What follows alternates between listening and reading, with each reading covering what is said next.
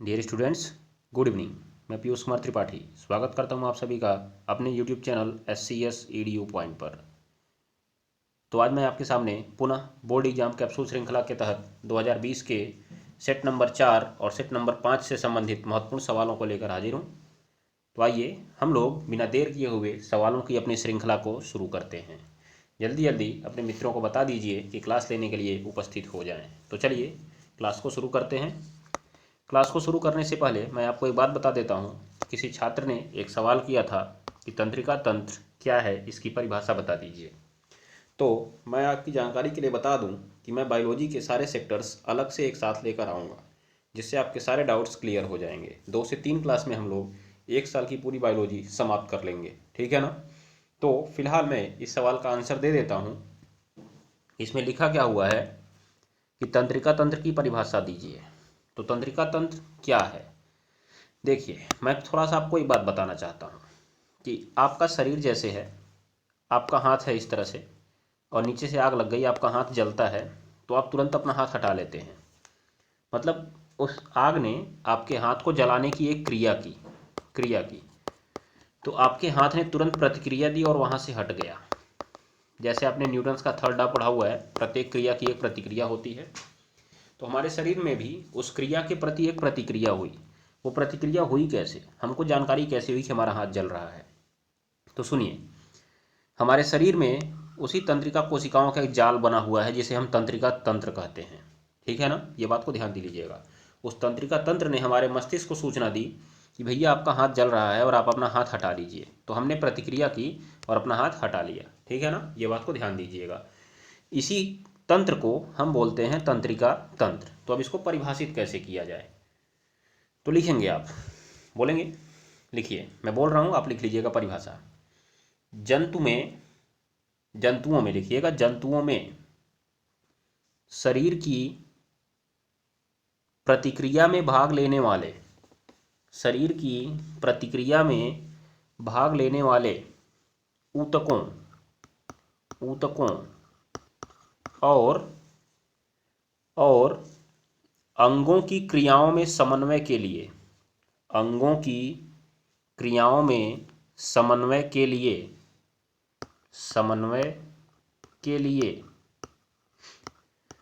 एक विशेष प्रकार का तंत्र पाया जाता है, एक विशेष प्रकार का तंत्र पाया जाता है जिसे तंत्रिका तंत्र कहते हैं, जिसे तंत्रिका तंत्र कहते हैं, ठीक है ना। ये बात को ध्यान में रख लीजिएगा। नीचे लिख सकते हैं आप इसकी एक और परिभाषा, अथवा करके एक और परिभाषा लिख लीजिएगा, अथवा करके बोलें, लिखिए, ऐसा तंत्र जो वातावरणीय परिवर्तनों को, ध्यान दीजिएगा, जो वातावरणीय परिवर्तनों को संवेदी सूचनाओं के रूप में, संवेदी सूचनाओं के रूप में ग्रहण करके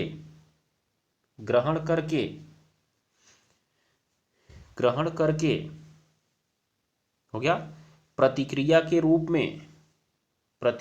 रूप में संचालित करता है, तंत्रिका तंत्र कहलाता है।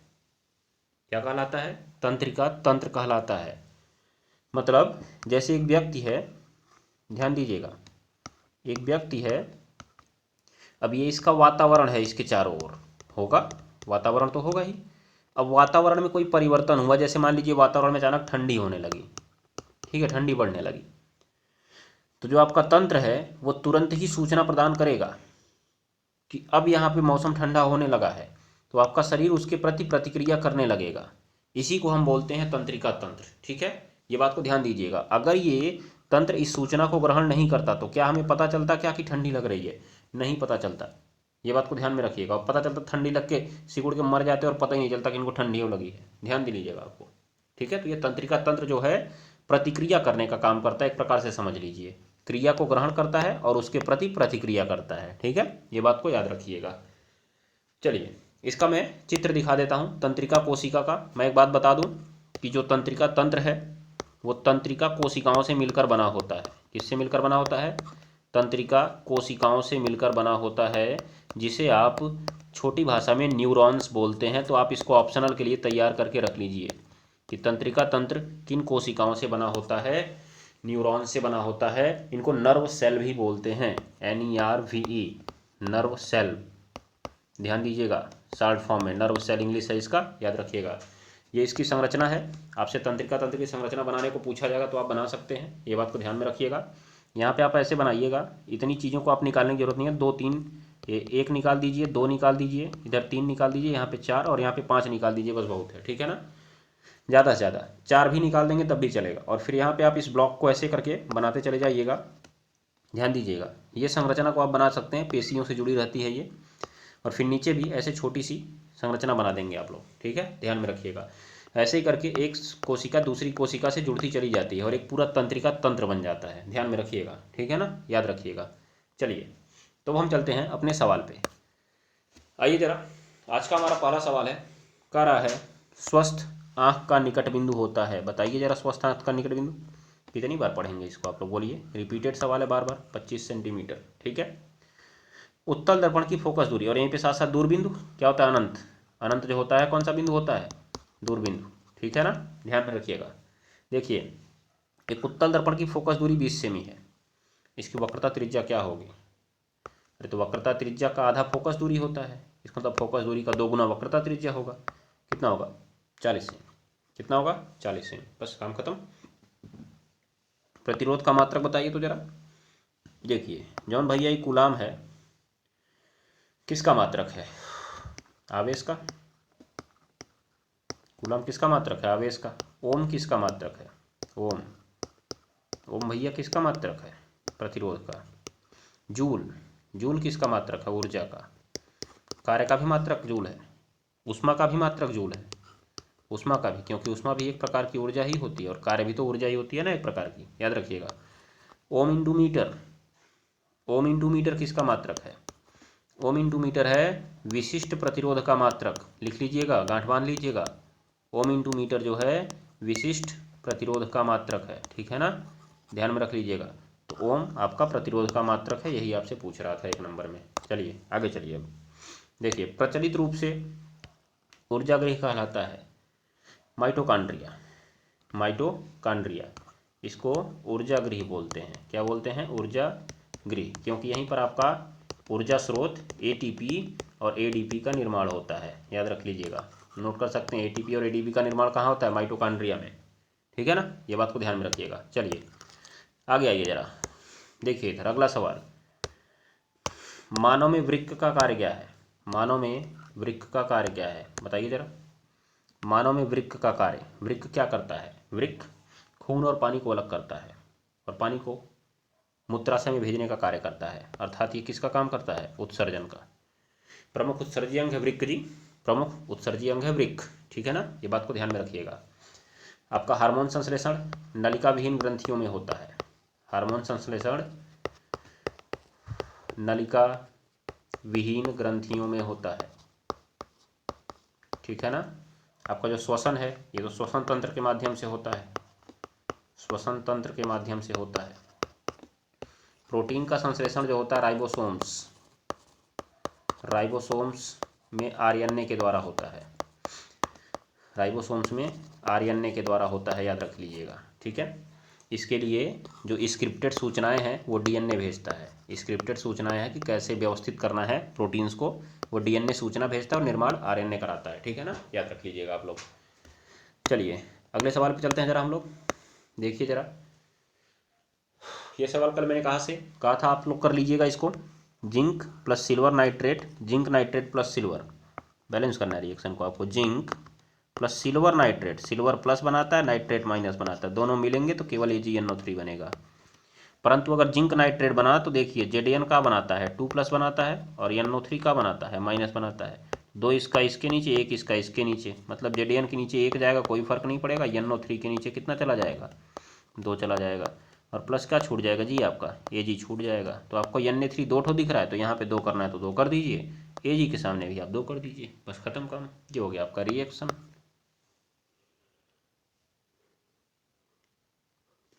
हो जाएगा।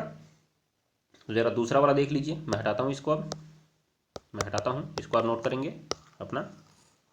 चलिए देखिए ज़रा आगे देखिए, magnesium Mg plus hydrogen chloride HCl, तीर के बाद देखिए ज़रा, ये एक अम्ल है जिसका नाम है हाइड्रोक्लोरिक अम्ल। तुरंत ही भैया मैग्नीशियम कहेगा भगाओ हाइड्रोजन वहाँ पहले। कैसे जी? सक्रियता श्रेणी। किस रूल से?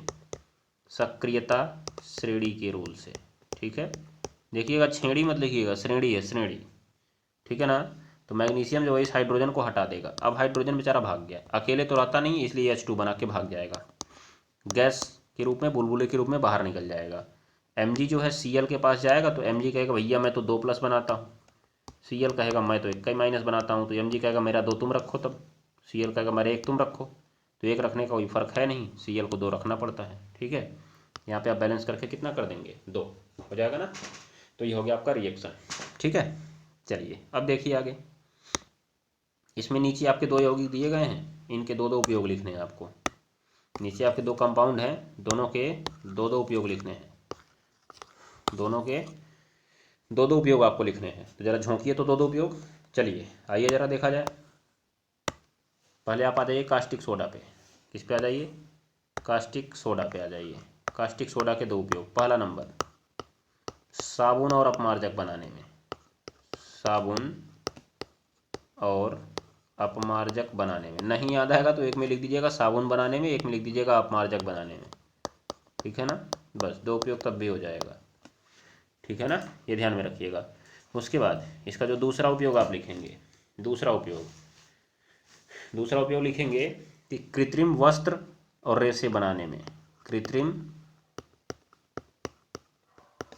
वस्त्रों की रेशे बनाने में।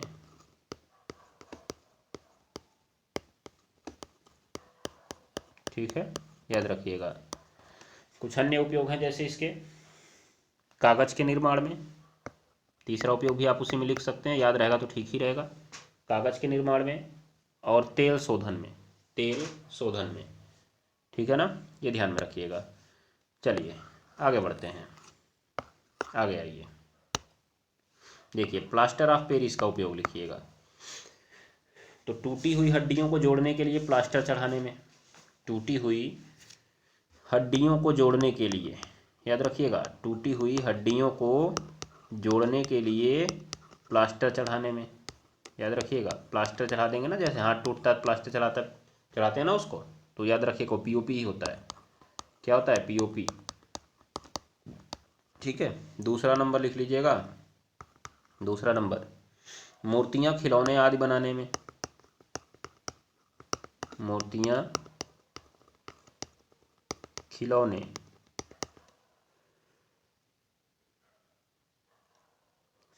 आदि बनाने में। हो गया। तीसरा नंबर, दीवारों को चिकना बनाने में, दीवारों को चिकना बनाने में भी इसका प्रयोग करते हैं, मतलब सुंदरीकरण के लिए, एक प्रकार से ध्यान में रखिएगा, सुंदरीकरण के लिए। ठीक है ना, ये बात को जरूर ध्यान में रखिएगा आप। चलिए अब चलते हैं अगले सवाल पे। यहाँ देखिए अब दंदनाते हुए रिएक्शन आपके सामने प्रकट हो रहे हैं। पहला रिएक्शन आपके सामने प्रकट हुआ, जिप्सम को 373 केल्विन पर गर्म करते हैं। भैया जिप्सम आ जाओ, गर्म करना है तुमको। CaSO4 × 2H2O, calcium sulphate dihydrate, calcium sulphate dihydrate. ठीक है ना, ध्यान में रखिएगा आप लोग। ये हैं भैया जिप्सम, इनको 373 केल्विन पर आपने गर्म कर दिया। या तो आपका तापमान निकल के आया 100 डिग्री सेल्सियस, क्योंकि आपको मालूम है, हमने आपको पीछे भी बता रखा है कि C बराबर K माइनस 273, K में से आप 273 घटा दीजिए। अगर K निकालना है तो C में 273 जोड़ दीजिए। ठीक है ना, याद कर लीजिएगा इस बात को। चलिए अब देखिए ज़रा, जैसे ही आप इसको गर्म करते हैं, वैसे वास्तविक तापमान तो कहीं कहीं पर 120 डिग्री सेल्सियस भी देता है, तो कोई इशू बनाने की ज़रूरत नहीं है। आप इसका 3/2 हिस्सा जल बाहर निकाल दीजिए, 3/2 हिस्सा जल बाहर निकाल दीजिए, और आपका बन जाएगा CaSO4 और आधा H2O इसके पास बचा रहेगा इंटू हाफ H2O और यहाँ पे हो जाएगा प्लस आपका, ठीक है ना। ये ध्यान में रखिएगा, ये हो जाएगा POP जो अभी आपने पीछे पढ़ा है, POP प्लास्टर ऑफ पेरिस। तो POP के निर्माण की विधि भी हो जाएगी, ये POP के निर्माण की विधि भी हो जाएगी, ठीक है ना। ये बात को ध्यान में रख लीजिएगा। चलिए जरा अगले सवाल पे आ जाइए, झोंकते चलिए फटाफट। सब देखिए रिपीटेड सवाल मिल रहे हैं, एक भी सवाल नया नहीं है यहाँ पे। बुझे हुए चूने में क्लोरीन गैस प्रवाहित करते हैं। बुझा हुआ चूना का सूत्र बताइए तो जरा, तुरंत बताइए, बोलते चलिए मेरे साथ, भले ही बैठ के पढ़ रहे हैं घर पे अकेले। COH ट्वाइस, COH ट्वाइस जिसे बोलते हैं आप कैल्शियम हाइड्रोक्साइड। बुझा हुआ चूना भी बोलते हैं, चूने का पानी भी इसी को बोलते हैं। चूने का पानी का भी सूत्र यही है, याद रख लीजिएगा।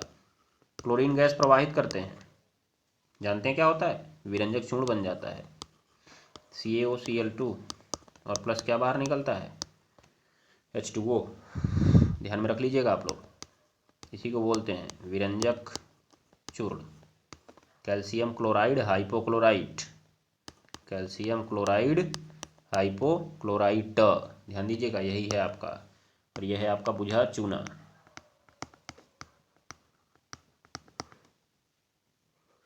हो जाएगा ना। चलिए अब बढ़ते हैं अगले सवाल की तरफ। जनी नज़र तो नीचे घुमाइए, देखिए क्या लिखा हुआ है नीचे। नीचवा लिखा हुआ है एथिल अल्कोहल को सांद्र H2SO4 के साथ गर्म कर रहे हैं। तो जब भैया हम एथिल अल्कोहल के सांद्र H2SO4 के साथ गर्म करी थे ना, तो दो ही काम हो जाता बच्चा। देखिए, एक तो हो जाता है कम ताप पर, एक तो हो जाता है कम ताप पर। कम ताप पर देखिए, मैं इसको उल्टा लिख देता हूँ। तो कम ताप लगभग 140 डिग्री सेल्सियस पर सांद्र H2SO4, दोनों आपको पेपर में लिखना पड़ेगा, याद रख लीजिएगा।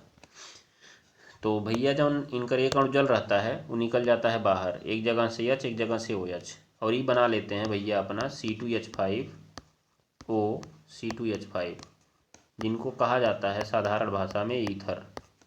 तो ये जो एथिल अल्कोहल भैया हैं, अगर इनको कम ताप पर गर्म कर दिया जाए तो ये कहते हैं कि हम बदल जाएंगे ईथर में। लेकिन हमारे लोग के जैसे थेथर रहे ना, ध्यान दीजिएगा, तो क्या करेगा, इनको कहेगा रुक तुमको और बताता हूँ, रुक, तुरंत ही इसको और गर्म कर देते हैं। तो ये कहता है रुक रुक गर्म मत कर हमको, हम बता रहे हैं क्या होंगे हम कहते हैं बताओ, तो कहता है अच्छा दूसरे मत ले आओ, मैं अकेला ही जल निकाल दूंगा बाहर। तो एथिल अल्कोहल का सूत्र ऐसे भी तो लिखा जाता है, क्योंकि आप एथिल समूह को CH3 single bond CH2 single bond लिख सकते हैं, नहीं लिख सकते हैं। तो एक हाइड्रोजन टांग के ऊपर लटका दिए, ठीक है ना। ये बात को ध्यान में रख लीजिएगा आप लोग। तो कहता है कि मैं एक ही अणु से निकाल दूंगा, इतना कष्ट मत दो मुझे। तो वो एक ही अणु से अपना जल निकाल देता है, कब, जब आप इसी सांद्र H2SO4 की उपस्थिति में उसे गर्म करते हैं, तब कितने डिग्री सेल्सियस पर, 180 डिग्री पर। कहीं कहीं 160 भी देता है, तो वो भी आप ध्यान में रख लीजिएगा, ठीक है। चलिए, तो जैसे ही दोनों निकल के भागते हैं, एक एक बंध कम होता है, इस अभिक्रिया को आप बोलते हैं विलोपन अभिक्रिया। क्या बोलते हैं जी, विलोपन अभिक्रिया। विलोपन में देखिए कुछ निकल गया ना बाहर, कुछ निकल गया लेकिन कुछ जुड़ा नहीं, इसलिए यहाँ पे डबल बॉन्ड बन जाता है, ठीक है। यही आपका बन जाता है एथिलीन। तो आप दोनों रिएक्शन लिखेंगे, दोनों रिएक्शन लिखेंगे आप, एक कम ताप लिखिएगा और एक अधिक ताप लिखिएगा। ये कम ताप और ये वाला अधिक ताप, ठीक है। तो दोनों लिखिएगा आप, कम ताप पर फिर अधिक ताप पर, ठीक। ये आपका होगा काम, रिएक्शन लिखने का तरीका, ठीक है ना। चलिए, तो अब जरा दंदनाते हुए आ जाइए अगले पेज पर। देखिए यहाँ पे धड़धड़ाते हुए सवाल आपको दिख गया जी। एथिल अल्कोहल के सोडियम के साथ क्रिया करा दिया जाए। Ethyl alcohol C2H5OH plus N। जरा देखिएगा, एक प्रबल विद्युत धनी धातु है। ये कहा था मार हाइड्रोजन, पहले मार तान के, तुरंत ही हाइड्रोजन एक तानता है। तो जैसे उसको तानता है तुरंत ही वो भाग जाता है और अपने जाके जुड़ जाता है, C2H5ONA बना लेता है, जिसे आप नाम देते हैं, एक नया नाम दे देते हैं sodium ethoxide. Sodium ethoxide reaction में नाम लिख दिया करेंगे तो ज़्यादा बढ़िया नंबर मिल जाता है आपको। उसके बाद देखिए प्लस में जो हाइड्रोजन में भागा था वो तो H2 बना के उड़ जाएगा, ठीक है। तो यहाँ पे 2, यहाँ भी 2 और यहाँ भी 2 हो जाता है बैलेंस आपका रिएक्शन, ठीक है ना, याद रखिएगा। फिर देखिए एसिटिक अम्ल में सोडियम हाइड्रोक्साइड मिला रहे हैं। एसीटिक अम्ल ले लीजिए, एसीटिक अम्ल CH3COOH, इसमें आपने मिलाया सोडियम हाइड्रोक्साइड, बताइए तो ज़रा क्या होगा। अरे भैया ये अम्ल है और ये का है, क्षार है। तो अम्ल और क्षार की क्रिया से क्या होता है, उदासीनीकरण होता है। क्या होता है जी, उदासीनीकरण होता है। तो आपको क्या करना है, जौन भैया अम्ल है वो OH दे देता है और जौन भैया क्षार है वो OH दे देता है, और ये दोनों कहते हैं चल भाग भाग चलें, ले चल तुझे तारों के शहर में, हैं तारों के शहर में ले भाग जाता है उसको। तो बाकी बचते हैं बेचारे ये दोनों, कौन कौन से देखिए, CH3COON, ये पृथ्वी के शहर में ही दोनों रह जाते हैं। ठीक है, याद रखिएगा, वो तारों के शहर में भाग गए। इनका जो नाम है वो हो जाता है सोडियम, और एसीटिक अम्ल से बना है ना, तो एसीटेट, एसीटेट। जरा इस एसीटिक अम्ल का यूपीएससी नाम तो बताइए, बताएंगे क्या, क्या नाम होता है इसका यूपीएससी नाम? एथेनोइक अम्ल होता है। क्या नाम होता है? एथेनोइक अम्ल होता है। ठीक है ना। चलिए अगला सवाल पे देखिए, सोडियम कार्बोनेट भैया आ गए एसीटिक अम्ल के साथ जी, सोडियम कार्बोनेट भैया आ गए, कहाँ भाग जा रहा है जी, सोडियम कार्बोनेट भैया कह रहे हैं हम एसीटिक अम्ल के साथ क्रिया करेंगे, तो हमने कहा कर लो, तुम्हारे मन की मर्जी हो जाए। तो यह कहे चलो CH3COOH के पास। अच्छा कौन क्रिया करेगा? सोडियम कार्बोनेट क्रिया करेगा। ठीक है, तो मैंने कहा बहुत सही। तो उन्होंने कहा देखिए ज़रा समझिए इस बात को और हमें समझाइए। देखिए CH3COOH प्लस Na2CO3, तो हमने आपसे कह दिया था कि देख भैया अगर यहाँ कार्बोनेट चाहे बाई कार्बोनेट आ गई तो तुरंत क्या करिए, कहिए कि CO2 और H2O निकल जो, तो हम कह दें निकल जो, तो देख निकल गई CO2 और प्लस का निकल गई जी H2O निकल गई। देखत बानी नहीं रहुआ हैं। अब का होई, अब का होई, जौन धातु हवे, धातु एक हाइड्रोजन के हटाई दे, का बचा बताओ तो, CH3COON है। तो कौन अंतर हुआ का इसमें, बताइए तो जरा। 1% का अंतर नहीं, 1% नहीं, बस यही बन गया आपका सोडियम एसीटेट जो पीछे बना हुआ था। तो गांठ बांध लीजिए कि अगर यहाँ पे आपने देखा कार्बोनेट, आपने देखा कार्बोनेट, आपने देखा by carbonate, by carbonate, by carbonate, मतलब ये है HCO3 और ये है CO3, तो इन दोनों में से कोई भी दिख जाए बात का उत्पाद यही बनने वाला है। ठीक है ना, ये बात को ध्यान में रख लीजिएगा, तो रिएक्शन छाप के रख लीजिए। फिर देखिए एथिल अल्कोहल एसीटिक अम्ल से क्रिया करता है। मैंने कहा आओ तुम्हारी कमी थी अब, तो कहा आ रहे हैं, क्यों इतना चिल्ला रहे हो? तो मैंने कहा ठीक है, देखो देखिए ज़रा आप, एथिल अल्कोहल CH3COOH और प्लस HOC2H5, तो आपने कहा ही का लिखें, मैंने कहा देखिए ये एथिल है और उसके इधर साइड में जुड़ा है अल्कोहल है, मतलब ये यौगिक जो है एथिल अल्कोहल है। तो मैंने कहा ये क्या है, तो आपने कहा यही तो एसीटिक अम्ल है। किस में पाया जाता है, आंसर दीजिए ज़रा। सिरका में पाया जाता है। किसमें? सिरका में। अब देखिए हुआ क्या, यहाँ पे इनकर जो है OH निकल जाता है और इनकर H निकल जाता है बाहर, दलिद्र हैं ये दोनों, भाग जाते हैं H2O लेकर, तो बचता है CH3COOC2H5 जौन एक एस्टर है, एस्टर जिसका नाम था एथिल एसीटेट। क्या नाम था इसका? Ethyl acetate. ठीक है ना, ध्यान में रख लीजिएगा आप लोग। चलिए अगले पे आ जाते हैं। इस रिएक्शन का नाम बताएंगे क्या था? इस रिएक्शन का नाम होता है टेस्टरीकरण, टेस्टरीकरण, ध्यान दीजिएगा आप लोग इस बात को। ठीक है, एस्टरीकरण हो जाएगा ना। चलिए जरा आइए आगे, अगला देखिए, एथेनॉल कहे हमको क्षारीय पोटेशियम परमैंगनेट के साथ गर्म कर दो। हमने कहा ठीक है, तो एथेनॉल कहन कि हमका क्षारीय पोटेशियम परमैंगनेट के साथ गर्म कर दो, तो हम कहे ठीक है, तो हो जाएगा भैया इनका ऑक्सीकरण। तो इनकर का हो जाता है, ऑक्सीकरण हो जाता है। किसकी उपस्थिति में, क्षारीय की MnO4। डायरेक्ट ही बदलते हैं ये कार्बोक्सिलिक अम्ल में। मैंने आपसे कहा था कि भैया जौन एल्कोहल होथन, एल्कोहल जौन होथन, इनकर ऑक्सीकरण से का बनत है, एल्कोहल के ऑक्सीकरण से का बनल बताओ तो। एल्कोहल के ऑक्सीकरण से बनत है एल्डिहाइड। का बनत है जी, एल्डिहाइड। फिर जौन एल्डिहाइड भैया हन, इनकर ऑक्सीकरण कराई दियो, इसका बनत है इनकरे ऑक्सीकरण से बन जाता है कार्बोक्सिलिक अम्ल। का बन जाता है जी, देख लीजिएगा, नाम गांव सही नहीं लिखे हैं, कार्बोक्सिलिक समझ लीजिएगा।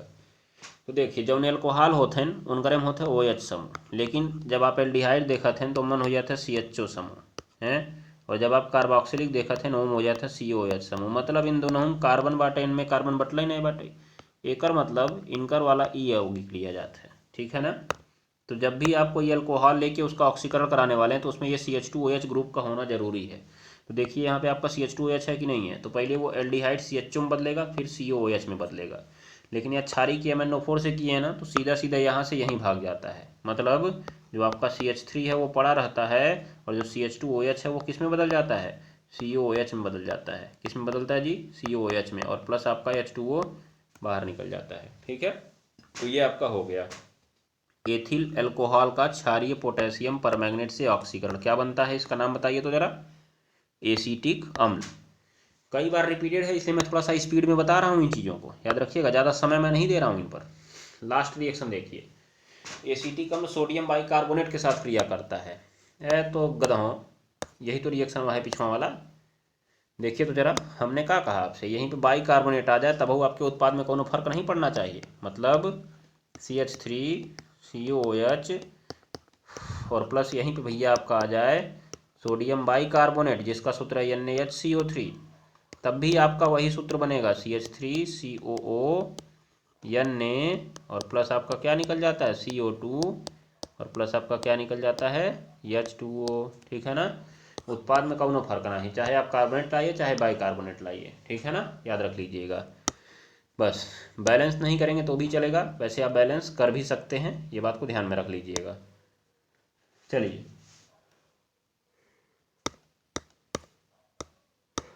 देखिए कुछ और है का इसमें रिएक्शन। अब तो हमको नहीं दिख रहा है, मतलब इस 7 नंबर का रिएक्शन वही पूछे थे, बताइए, ऐसे महाभारत पढ़े हुए हैं, 7 नंबर पूरा रिएक्शन वही पूछ लिए 15 में से। कोई बात नहीं, कर दीजिएगा आप, एकदम आसान ही तो है, इतना रिएक्शन रट के जाइए, इतने में सब हो जाएगा आपका, याद रख लीजिएगा।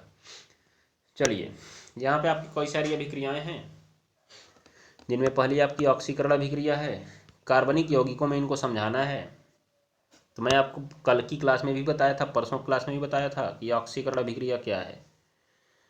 ऐसी अभिक्रिया जिसमें किसी पदार्थ का ऑक्सीकरण होता है, ऐसी अभिक्रिया जिसमें किसी पदार्थ का ऑक्सीकरण होता है, अर्थात उस पर ऑक्सीजन का योग होता है, ऑक्सीजन का योग होता है, या हाइड्रोजन पृथक होता है, या विद्युत धनात्मक अवयव का अनुपात घटता है, विद्युत धनात्मक अवयव का अनुपात घटता है,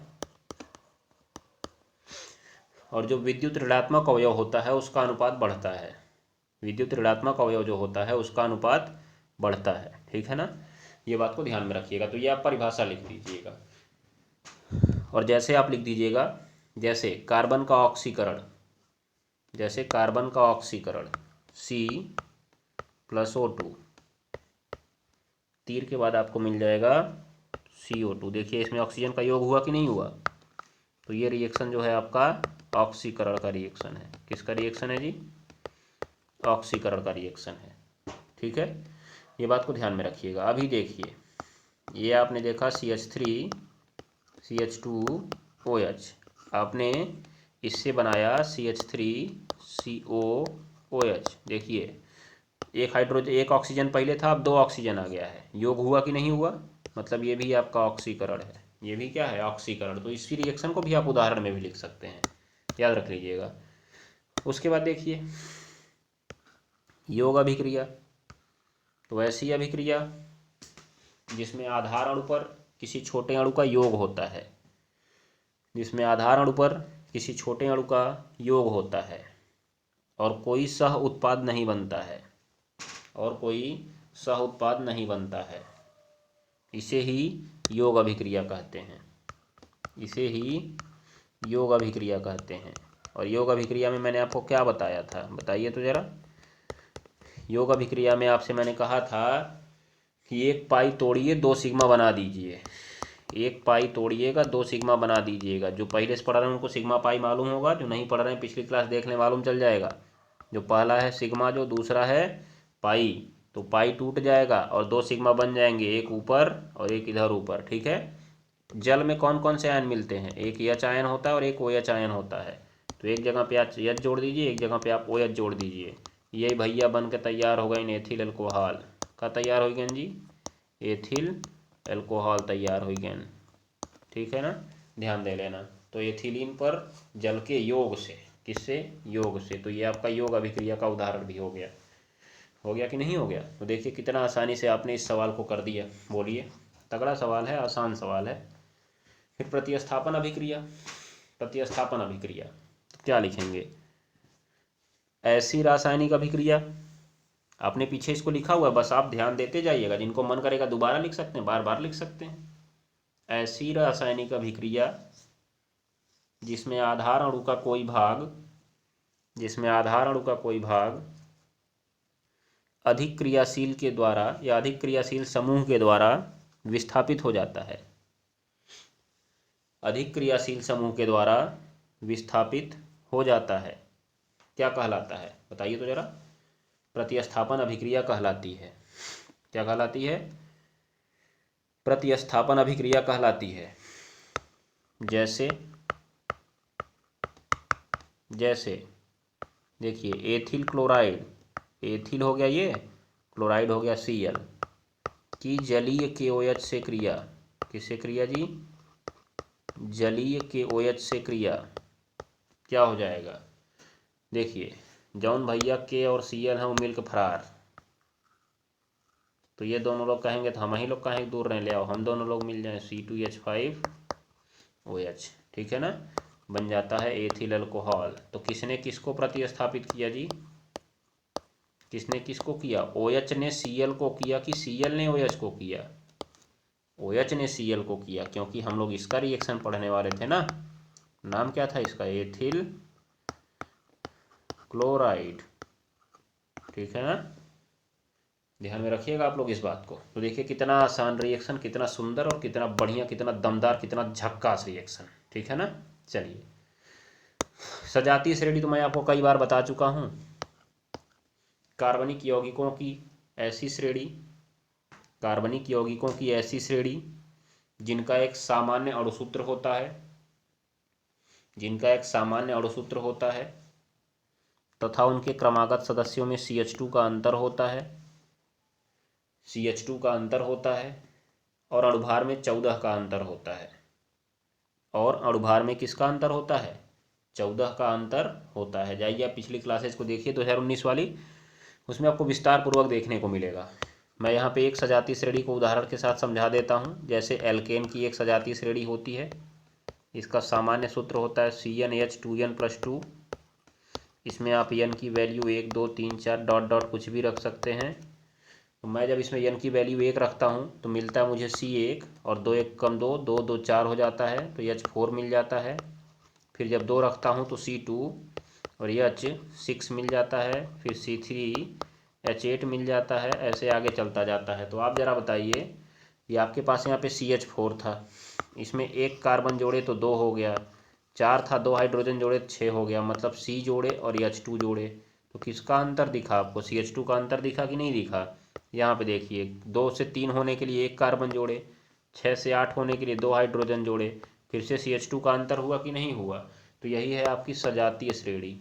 ठीक है, इनका एक सामान्य अणुसूत्र होता है और ध्यान दीजिएगा, और निकटतम सदस्यों के बीच CH2 का अंतर होता है। ठीक है ना, याद रख लीजिएगा। ये आपको सजातीय श्रेणी मैंने एक बार फिर से समझा दिया। चलिए अब आ जाइए इधर के सवाल पे। देखिए कुछ तगड़े और दमदार सवाल हैं, ये सेट नंबर 5 से संबंधित हैं। तो ये सवाल में पहला जो आपको दिख रहा है तगड़ा वाला, वो मैं आपको बता चुका हूँ। तो तो मैं आपको फिर नहीं बताने वाला हूँ। किसी अंतरिक्ष यात्री को आकाश का रंग काला काहे दिखाई देता है, बताएंगे आप? क्योंकि आकाश में, अंतरिक्ष में याद रखिएगा, अंतरिक्ष में वायुमंडल नहीं है। क्या नहीं है? वायुमंडल नहीं है। इसलिए प्रकाश की किरणों का प्रकीर्णन नहीं होता है।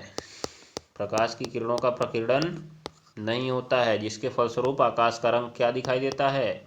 काला दिखाई देता है। कैसा दिखाई देता है? काला दिखाई देता है। यही आंसर आपको लिखना है। मैंने अभी 2-4 दिन पहले की क्लास में आपको समझाया था, विधिवत, सुंदर और एकदम शानदार तरीके से समझाया था, हैं? समझाया था।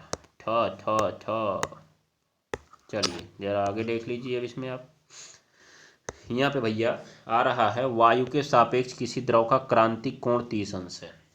क्रांतिक कोण 30 अंश है, उस द्रव का अपवर्तनांक बताइए। तो भैया एक शब्द आया ये मन, क्रांतिक कोण। कहाँ आया जी?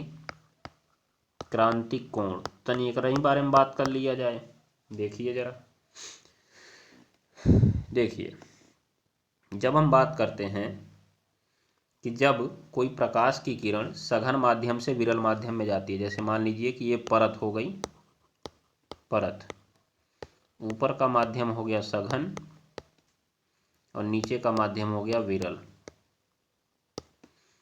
और ये हो गया आपका अभिलंब 90 अंश का कोण। यहाँ से एक आपतित किरण आ रही है, आपतित किरण।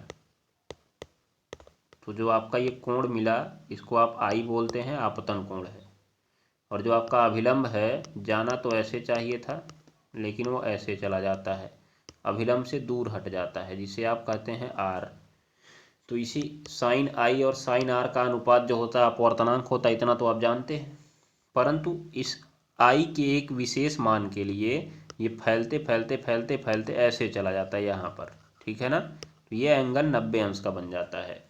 तो आप क्रांतिक कोण की परिभाषा लिख लीजिएगा। जब प्रकाश की किरण सघन माध्यम से विरल माध्यम में जाती है, सघन माध्यम से विरल माध्यम में जाती है, तो अभिलंब से दूर हटती है, अभिलंब से दूर हटती है, ठीक है ना? याद रखिएगा। इस स्थिति में आपतन कोण आई का वह मान, आपतन कोण आई का वह मान जिसके लिए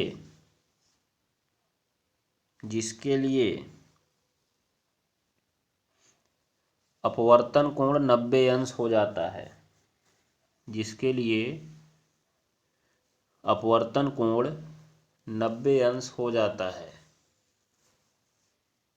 ठीक है, उस द्रव का क्रांतिक कोण कहलाता है, उस द्रव का क्रांतिक कोण कहलाता है। हो गया ना?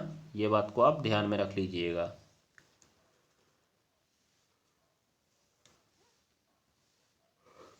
चलिए, उसके बाद एक चीज़ हम और ध्यान देते हैं, यहाँ पर थोड़ा दिमाग लगाइएगा आप लोग। तो देखिएगा यहाँ पे, जैसा कि मैंने कहा आपसे कि जब आप सघन से विरल में जा रहे हैं, किस में जा रहे हैं? सघन से विरल में जा रहे हैं, ठीक है? तो आपकी जो किरण है वो जानी तो ऐसे चाहिए थी, ऐसे, लेकिन वो अभिलंब से दूर हटती जाती है। हटते हटते एक समय ऐसा आता है कि यहाँ पे चली जाती है, यहाँ पे जाती है तो कोण कितने डिग्री बनता है? 90 डिग्री। तो उसी समय जो आपका ये कोण बना हुआ था आई, इसी को आप बोलते हैं क्रांतिक कोण, जिसे आप सी से प्रदर्शित करते हैं। किससे प्रदर्शित करते हैं जी? सी से प्रदर्शित करते हैं। ये बात को ध्यान में रख लीजिएगा। और यह विभिन्न रंगों के लिए अलग अलग होता है, विभिन्न रंगों के लिए अलग अलग होता है। ये बात को मैं आपको बता देता हूँ, ठीक है ना? ध्यान में रख लीजिएगा। मैं आपको एक बात बता दे रहा हूँ, देख लीजिए, लिख लीजिएगा आप लोग। जो बैगनी रंग की किरण होती है, बैगनी रंग के लिए जो क्रांतिक कोण होता है ना, वो सबसे कम होता है। बैगनी रंग के लिए क्रांतिक कोण सबसे कम होता है, ठीक है? सबसे कम क्रांतिक कोण होता है। और लाल के लिए सबसे ज़्यादा क्रांतिक कोण होता है। लाल के लिए क्रांतिक कोण सबसे ज़्यादा होता है, याद रख लीजिएगा। लाल के लिए क्रांतिक कोण सबसे ज़्यादा होता है, ये नोट कर लीजिए, क्योंकि आपसे बहुविकल्पी में सवाल बन सकता है। लाल के लिए क्रांतिक कोण सबसे अधिक होता है, सबसे अधिक होता है, सबसे अधिक होता है, ठीक है ना। और मैं आपको यहीं पे एक बात बता देता हूँ कि जो आपका क्रांतिक कोण सी है वो अनुक्रमानुपाती लैम्डा है, अर्थात तरंग दैर्ध्य, ठीक। तरंग दैर्ध्य ज़्यादा तो क्रांतिक कोण ज़्यादा, तरंग दैर्ध्य ज़्यादा तो क्रांतिक कोण ज़्यादा। अब आप जानते हैं विबग्योर में, विबग्योर जो सूर्य के प्रकाश की किरणों में तरंगें होती हैं, रंग होती हैं, जो आर होता है लाल कलर होता है, इसकी तरंग दैर्ध्य सबसे अधिक होती है, इसका मतलब इसका सी सबसे अधिक होगा। वी का जो नीला है आपका, नीला है जी, बैगनी है, बैगनी, मैं नीला कहाँ लिख रहा हूँ, वायलेट, बैगनी, बैजनी पिनाला होता है ना, बैगनी। तो जो भैया आपका बैगनी है, बैगनी की तरंग दैर्ध्य सबसे कम होती है, इसीलिए इसका क्रांतिक कोण भी कम होगा, ठीक है। तो इस तरह से आप अपना नियम निकाल सकते हैं। क्रम से पूछा तो आप लाइन से व्यवस्थित भी कर सकते हैं इसको, ठीक है। ये बात को ध्यान में रखिए। और यहाँ पे एक फॉर्मूला ये भी देख लीजिए कि किसी पदार्थ का जो अपवर्तनांक होता है, अपवर्तनांक उसके क्रांतिक कोण के व्युत्क्रम के बराबर होता है, उसके क्रांतिक कोण के व्युत्क्रम के बराबर होता है 1/sin c, ये n बराबर फॉर्मूला होता है। तो n बराबर जो फॉर्मूला है 1/sin c है। देखिए क्या ऐसा कुछ सवाल पूछा है क्या हमारे में? पूछा तो है। क्रांतिक कोण भैया 30 अंश है, उसका अपवर्तनांक बताइए। तो n बराबर आपका फॉर्मूला है 1/sin c, और क्रांतिक कोण c बराबर आपका कितना अंश दे दिया है, 30 अंश। तो मान झोंक दीजिए तुरंत, 1/sin30 मतलब 1/2, तब तक यहाँ पे 2 चला जाएगा ऊपर, तो बच जाएगा आपका n की वैल्यू 2, n की वैल्यू 2 हो जाएगी, ठीक है ना। ये बात को मैं आपको ध्यान में रख देता हूँ। तो आशा करता हूँ कि आपको ये आसानी से समझ में आ गया होगा और आप लोगों को पूरा नियम कानून भी इसका पता चल गया होगा। आप अब इसमें दोबारा गलती नहीं करेंगे, ठीक है ना। ये बात को ध्यान में रख लीजिएगा। चलिए अब आ जाइए ज़रा इसका अगला सवाल देखिए। अगला सवाल क्या कह रहा है भैया? अगला सवाल कह रहा है हमको कि 4 मीटर फोकस दूरी वाले अवतल लेंस की क्षमता बताइए। मतलब इनकर भैया फोकस दूरी जो है, फोकस दूरी वो है 4 मीटर। वो प्लस में लेंगे माइनस में जी? माइनस में लेंगे इनकर फोकस दूरी। किस में लेंगे? माइनस में। तो इनकर फोकस दूरी लिया जाए माइनस में, तो -4 मीटर। यही खातिर जो उनकर क्षमता होए वो 1/f हो जाए, 1/f। तो 1/, माइनस में कितना रखा जाए? 4। 4 से अगर आप कटिए का तो 4/1 में जात नहीं, 4 दूनी 8, 4 पच्चे 20, माइनस में आएगी इनकर फोकस दूरी, सॉरी क्षमता। तो जो आपका अवतल लेंस है ओकर क्षमता कौने चिन्ह में आए? माइनस में आए कि नहीं आए? बताए मुझे जरा आप। अवतल लेंस के जो क्षमता है वो माइनस में आए ना, तो इस बात को आप ध्यान में रख लीजिएगा। ये अवतल लेंस का जब भी आप मीटर में देख रहे हैं फोकस दूरी, तो आप फार्मूला लगाएंगे 1/f, और अगर आप उसकी फोकस दूरी सेंटीमीटर में देख रहे हैं तो आप उसका फार्मूला लगाएंगे क्या? 100/f। क्या फार्मूला लगाएंगे जी? 100/f। ये बात को आप ध्यान में रख लीजिएगा। चलिए, तो आपको आसानी से ये समझ में आ गया होगा। तो हम लोग चलते हैं अगले सवाल की ओर। अब देखिए आपका अगला सवाल क्या दिख रहा है आपकी स्क्रीन पर। देखिए तो अगला सवाल आपकी स्क्रीन पर यही आ जाएगा आपका आखिरी सवाल भी है। तो चलिए जरा आखिरी सवाल देखा जाए क्या कह रहा है जी। आखिरी सवाल कह रहा है कि भैया तुम तनी बनाओ, इसमें क्या बनाओ, एक किरण आरेख बनाओ अवतल दर्पण का, ठीक है। और ऐसा किरण आरेख बनाओ कि प्रतिबिंब निर्माण उसमें दिखे। कब? जब दर्पण के वक्रता केंद्र पर आपकी वस्तु हो। तो मैंने कहा ठीक है बना देते हैं, इसमें क्या है। तो आपने कहा लीजिए बनाइए। अवतल दर्पण पहले होता कैसे है? पहले तो आपको ऐसे बनाना पड़ेगा एक अवतल दर्पण, और आपने पेंट कर देना है इसका पीछे वाला हिस्सा, क्योंकि ऐसा दर्पण जिसके धंसे हुए भाग से परावर्तन होता है अवतल दर्पण कहलाता है, ठीक है। अब उसके बाद आप जरा यहाँ पर आ जाइए, कुछ लाइनिंग लेके चला जाए। यहाँ से चली जाएगी आपकी मुख्य अक्ष, ठीक है ना। ध्यान में रख लीजिएगा आप लोग। फिर थोड़ा सा हम लोग चलते हैं गिनती पे। जो यहाँ आपका होगा दर्पण का ध्रुव होगा P। क्या होगा? P। यहाँ पर होगी आपकी फोकस दूरी, यहाँ पर होगा आपका वक्रता केंद्र सी। तो अभी भैया आपसे कहा गया कि जौन आपको वस्तु रखनी है वो वक्रता केंद्र पर रखनी है। तो आप वक्रता केंद्र की स्थिति समझ लीजिए। जब आप वक्रता केंद्र की बात करते हैं तो दो किरणें निकलती हैं।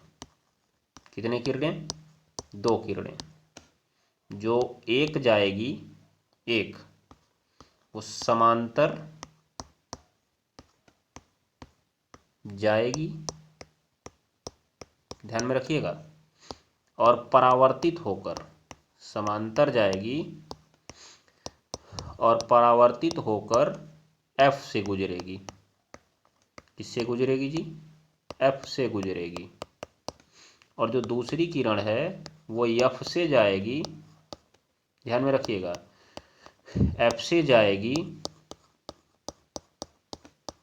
और परावर्तित होकर, ध्यान दीजिएगा इस बात को आप, परावर्तित होकर, ठीक है ना, परावर्तित होकर क्या हो जाएगी?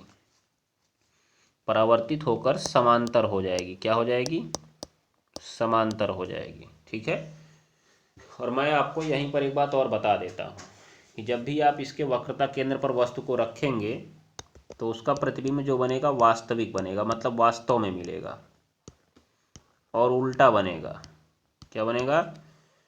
उल्टा बनेगा, और वस्तु के बराबर बनेगा, और वस्तु के बराबर बनेगा। तो आप इस बात को लिख लीजिएगा और ये दोनों चीज़ों को ध्यान में रखिएगा।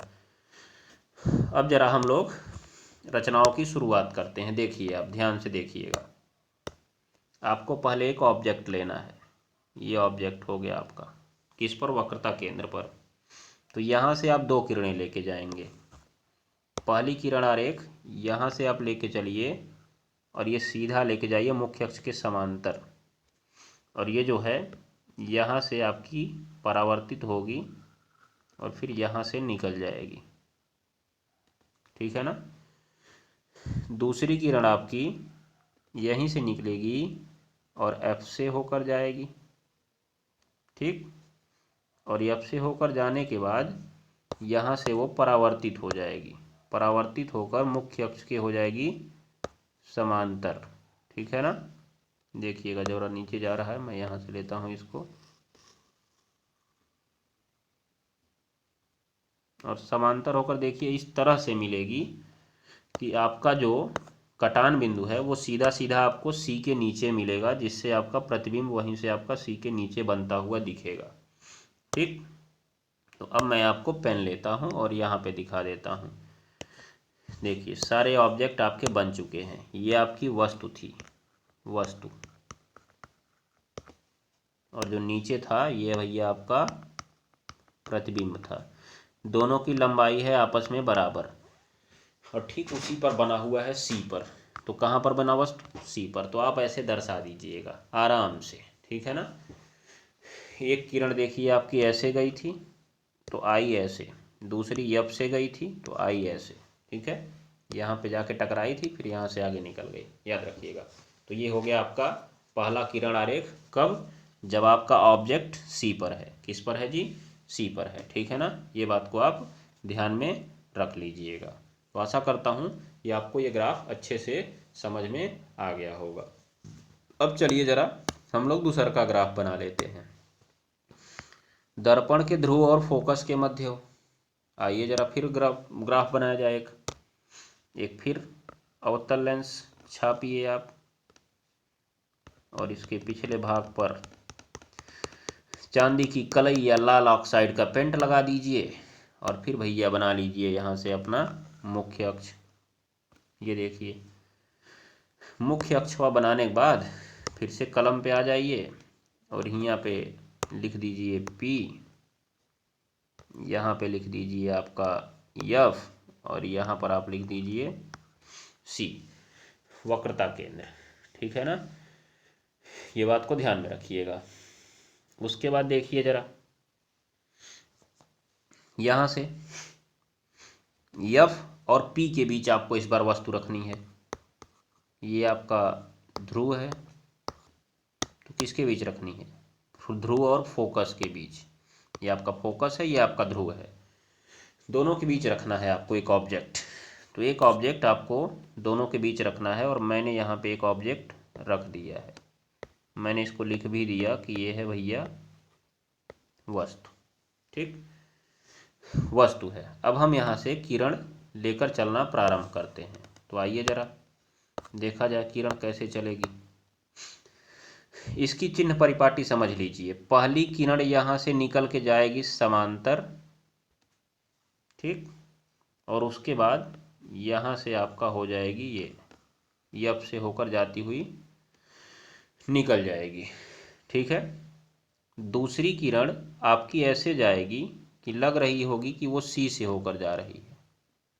ठीक है ना, यहाँ पर गई ऐसे, और वो आपका परावर्तित होकर एकदम ठीक पीछे घूम गई। मतलब मैं थोड़ा सा फिगर को क्रॉस चेंज करता हूँ। देखिए किरण गई ऐसे और उसी मार्ग से लौट गई वापस। ठीक, दूसरी वाली गई समांतर और यफ से होती हुई चली गई।